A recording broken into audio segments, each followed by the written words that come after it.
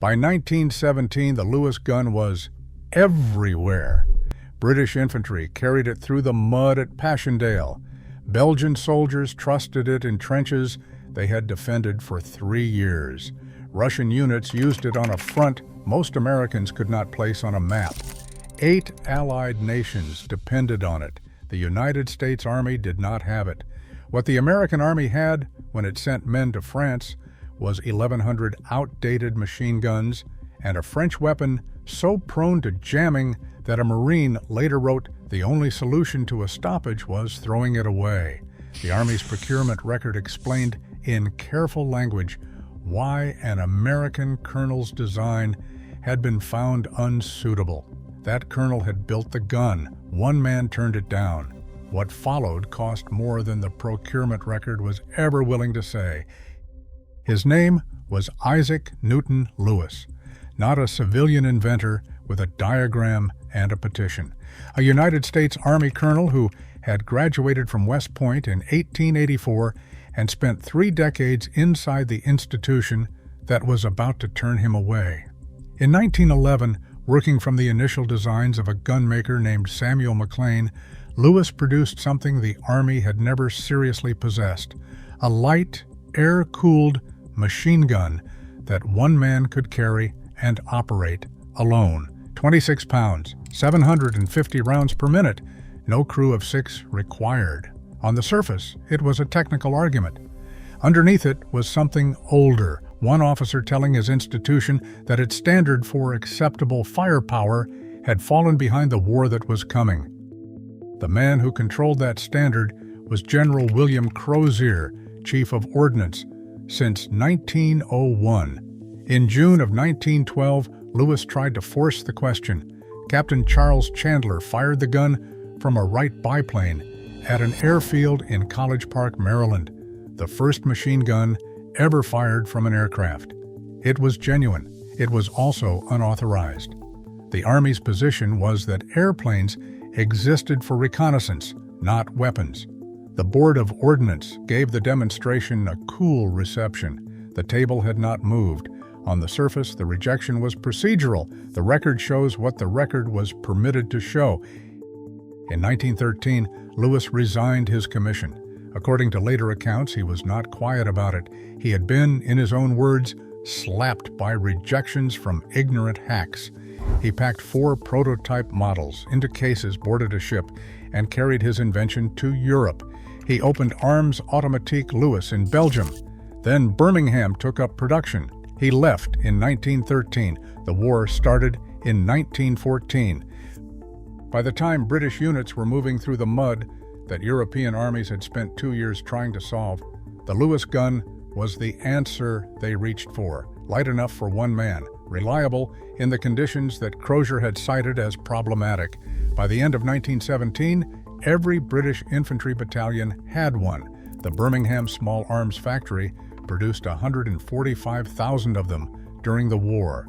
The gun did exactly what Lewis had said it would do. Crozier had not invented his reasons. The 1913 prototype had genuine problems. The field test requirements had not been satisfied. His written justification in 1916 held together on paper, but the personal history underneath it did not disappear. Lewis had been jealous of Crozier's appointment. Crozier had considered Lewis unethical for privately patenting Army-adjacent inventions and had blocked his fire control devices from standard designation years before the machine gun dispute began. These 2 men had been settling a personal argument through institutional channels long before the war made the cost visible. They had served together for years inside the same department. Lewis had earned his first patent in 1888 for an artillery rangefinder the United States Army had also turned down. The pattern of rejection was already established long before the machine gun became the final and costliest test. When America declared war in April 1917, the Army's machine gun inventory was roughly 1,100 weapons, most of them obsolete. The Army, about to mobilize nearly 5 million men, did not have a working light automatic weapon for its infantry. Officers in Washington, who had signed off on years of procurement rejections, were now writing requisitions to the French and British governments, asking to borrow what they had not built. The French chauchat was what the army reached for. Designed cheaply, built quickly, and already known to French units as a weapon that could not always be trusted in mud, its crescent magazine was partially open on one side, letting in the trench filth it was carried through. American quality control tests rejected 40% of the units that arrived. In August 1917, the Army ordered 24,000 more, rechambered from French 8mm to American .30 caliber. Rechambering made the problems worse. 9 divisions shipped to France with them anyway. Lawrence Stallings was a Marine who lost part of his leg at Belleau Wood. After the war, he wrote about the chauchat with the precision of someone who had relied on one when it mattered. When it jammed, he wrote, the stoppage was generally remedied by throwing the gun away. He was not trying to be funny. The hardiest part of the story is not the chauchat. The Navy had purchased 6,000 Lewis guns in September of 1917 for the Marine Corps. The Marines trained with them extensively. They crossed the Atlantic with them. When they arrived in France and were attached to the 2nd Infantry Division, the Lewis guns were taken from them. The Marines were issued chauchats instead. No documented order explaining the exchange has surfaced in a form that plainly accounts for the decision. It was just the decision. A Marine stood on those docks and watched the better weapon be carried away with nothing official to argue against. On December 31, 1917, General William Crozier appeared before the Senate Committee on Military Affairs. His statement from that day is a publicly archived document. Formal, careful, built in the language that institutions produce when they are asked to account for themselves without quite admitting fault.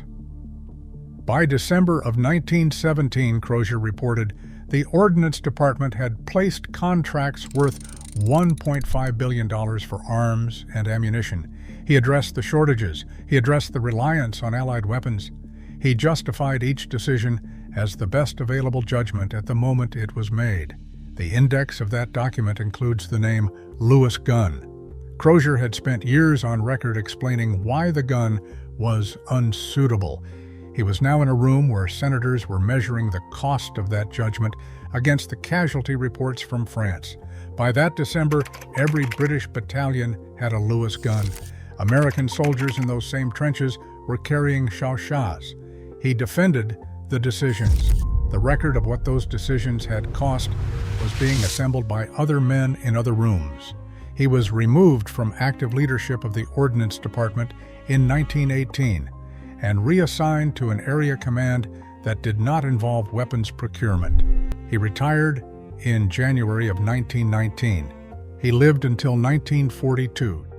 John Moses Browning had demonstrated his water-cooled machine gun at Springfield Armory in May of 1917. In the first test, it fired 20,000 rounds with almost no malfunctions, then 21,000 more continuously for 48 minutes. The Ordnance Board was impressed and still unconvinced that production models would match the prototype. By the time Browning's weapons were reaching the front in numbers, the war was nearly over. American engineering had produced the right answers. American procurement had taken too long to put them in the right hands. Lewis lived until 1931, in retirement in New Jersey. The gun bearing his name had served 8 Allied nations. The United States Army had ultimately acquired 34,000 Lewis guns, almost all of them configured for aircraft. The men in the trenches never received them in the numbers that would have mattered. He had been right about the gun. He had also been difficult, jealous of a rival's position, and willing to patent work the institution considered its own. Both things were true. The soldiers between those two truths had no opinion about which one was more important. The Ordnance Department restructured after the war. The Browning automatic rifle became the American light automatic standard and served for decades. The institutional lesson, what happens when a general's personal rivalry with a peer shapes a procurement decision that sends men to war under-equipped, was absorbed quietly, filed somewhere, not adjudicated in public. Somewhere in America today, 2 men are arguing over a Lewis gun. One says it was the finest light machine gun of the First World War. The other says the Army made a documented, defensible call based on a defective prototype. Neither of them knows the names Lewis or Crozier. They are arguing about the same thing those two men argued about in 1912, whether the man with the invention or the man with the authority gets to decide what is ready and who pays when that answer is wrong.